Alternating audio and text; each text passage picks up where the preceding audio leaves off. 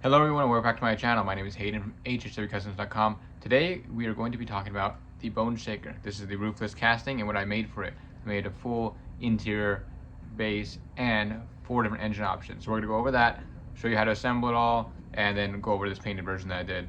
So let's jump into it. Alright everyone, so this is my custom BoneShaker here. The paint job's not 100%. I was planning to patina it, but I have not got around to it. But this is an example of what it looks like when it is all completely assembled and painted. Obviously this is a very light detailing, but there's still some detail to be shown there. This is one of the variants of the engine here, and I'll get to that in a minute. This is engine option number 1. So these wheels are actually size 10 in the front and 12 in the rear, as opposed to 12 in the front and 14 in the rear. That is traditionally on these BoneShakers. I pretty much just sized it down because I wanted the car to sit a little bit lower, and it's very hard to get hands on the 14 millimeters in the rear without taking apart some other casting or finding another BoneShaker. So I went and did that and based it around these sizes so you can have more options when it comes to customizing the wheels. All right, now that's all taken apart, we are left with the body of the car. As you can see, there's one base and one interior style. This is resembling what's in it originally, but with just a little bit more detail. You see we have a nice shifter in there, brake, gas, and clutch pedal, as well as a couple little gauges and some toggle switches right there on the dash, and then of course just some standard little bucket seats. I was planning on doing bench seat, but I think the bucket seats look a bit better. And for engine option number 1, we have a standard blower with the skull front end, as well as the light assembly that has the hands holding onto the headlights, which I think is a really cool touch. We have a standard exhaust and some wires going off the carburetor to the blower, and just a bunch of little things like that to add some more detail to it. So this is one of 2 that has the skull front end. I have made 2 different versions. So this is, like I said, the standard blower. And if we move to version number 2, here we have the velocity stacks, or intake pipes, however you want to call it. Everyone has their own terms, as well as a different exhaust. I like to think of this exhaust as like an eagle exhaust, simply because it looks like wings. So that's what's in my head every time I use these. But pretty cool little setup. And with these engines that I'm making, you don't have to do any sanding or any cutting to the casting at all. It's simply just a plug and play, which is nice. So now moving on to version number 3, this is where we have a standard grille. Some people don't like the BoneShaker having the skull on the front end and all that stuff, so I went and made an option without it. So this is what that looks like. See, we got some tiny little headlights, as well as a different intake style here. We have like a dual teardrop style carb on the flathead V8. We have the 3 exhaust pipes going off the sides, and these have some kind of, swoop, little curve to them, which is nice. Right there by my left thumb, you can see there's 2 little brackets holding light on, which actually help with structure here in my case, but also just add some detail when you're painting up. Now, version number 4. This is the last engine I made, and someone referred to these as cowbells, which is pretty interesting. I've never heard of that, but it makes sense. They look like cowbells. So that's what I went for that. So these are the 4 different engine options I have available, and the base is just the standard base. This is clean HHWCUSTOMS BoneShaker, and of course the year. And on the rear we have just a little bit of the differential and leaf springs and stuff like that. Other than that, not really much detail at all, which is fine because the engine is kind of the showpiece in this case. Alright, so now that that's out of the way, I'm going to show you how to assemble this. The easiest way I found is to do the interior first, and it's kind of how I designed the whole thing. Interior goes first, it's very important. So you're going to go ahead and slide this down, and the actual shape of the interior is really strange because it has a sort of a slant to it in the rear right there. See that? So you kind of have to like push it in and then up at an angle. It's kind of weird, but I'll show you how to do it right now. You also have the rivet hole in the rear, so you got to make sure you keep that in mind too. So you're going to go ahead and you're going to drop this right in there, and the rear's going to go, and then you'll notice that it gets stuck right there on the dash. So you're actually going to lift it back up again, push that dash right in first, and now you can see you can push it down right there, and then you go ahead and do the rear. And that's how you would assemble that.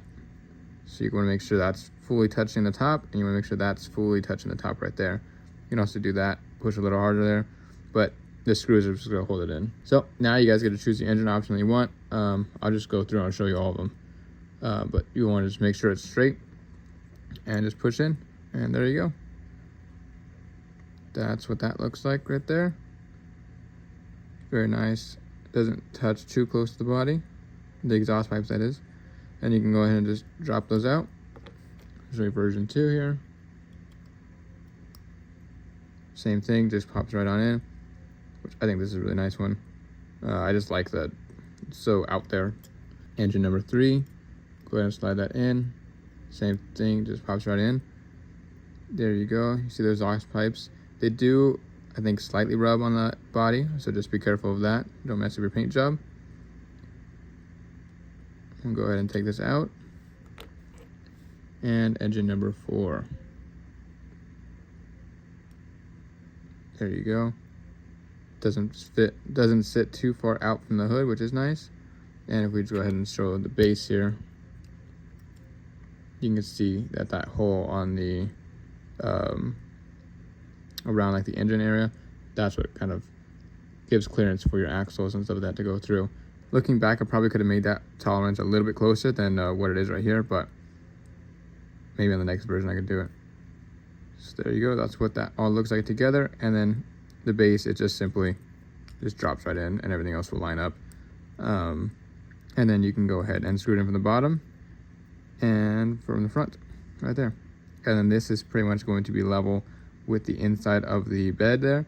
And here's a look at all of the files on the computer screen right now. This is all the different engines and what the interior actually looks like. I know a lot of people are interested in all this stuff, and people always ask if all the 3 parts that I sell are designed by me, and yes, everything is designed by me.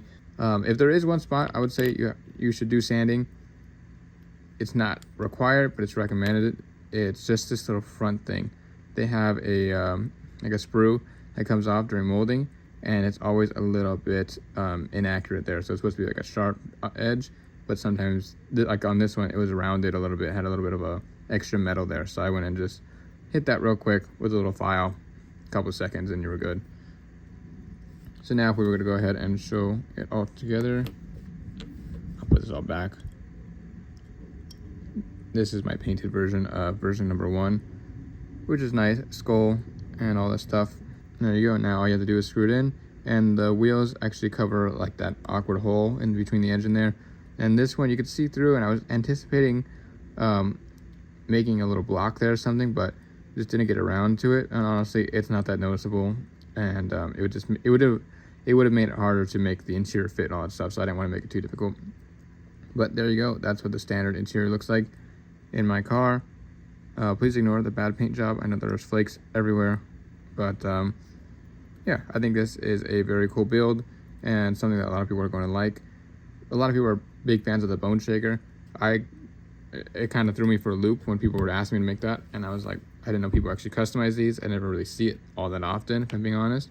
But I went ahead and did it, and it came out pretty good. So I've seen a couple of different builds as of now that people have done with them, and they're all really cool. So if you guys do decide to pick one up, please tag me on Instagram or email me. But yeah, if you guys are interested, there will be a link in the description for you guys to get all this stuff on my website, or you guys can just type in BoneShaker on the search bar, and that will also show you guys where it's at. If you guys are in the market for any 1/64 scale wheels, decals, or 3D parts, please check my website as well. And if you guys would like to stay up to date with what I'm doing, I release a newsletter every single Friday, so you guys can just go to my website, scroll all the way down, and you enter your email address, and you guys will be getting an email every single Friday. I am coming out with something new every Friday. Thank you guys very much for watching. I hope you guys like this stuff, and if you guys have any suggestions, please leave them in the comments below. Thank you guys, and I will see you guys in the next video.